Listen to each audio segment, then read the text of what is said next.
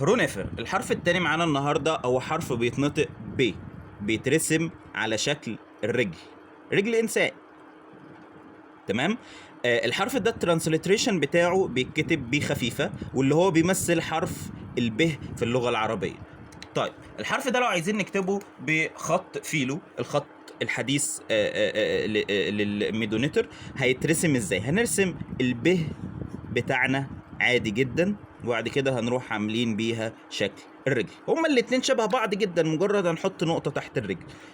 عايزين قلم خطه اصغر، ادي قلم خطه اصغر، هنرسم الب بتاعتنا عادي جدا، وبعد كده نعمل شكل رجل. طب عايزين قلم خطه اصغر، ادي قلم العادي اللي احنا بنكتب بيه اهي، ادي الب بتاعتنا، وبعد كده هنعمل شكل رجل. فانت بالتالي هتعرف لما هتكتبها كتير بالطريقه دي، لما يجي قدامك اي كتابه هيروغليفيه فيها شكل الحرف كده، هتقول ايه ده شبه الب اللي انا بكتبها، ده يبقى الترانسليتريشن بتاعه او النطق بتاعه ب.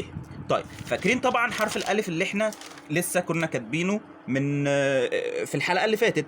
فلو مثلا احنا عايزين نكتب كلمه بابا، فهنكتب ادي الب بتاعتنا ايه، وادي الالف بتاعتنا ايه، وادي الب بتاعتنا ايه، وادي الالف بتاعتنا اهي، بسهوله جدا.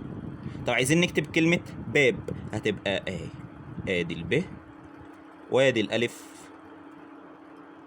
وادي الب. طب عايزين نكتب كلمه اب، ادي الالف، وادي الب. بس. وده كان حلقتنا النهارده. ما تنسوش تعملوا لايك وشير عشان ده فعلا بيساعد، وتقولوا لنا رايكم في الكومنتات.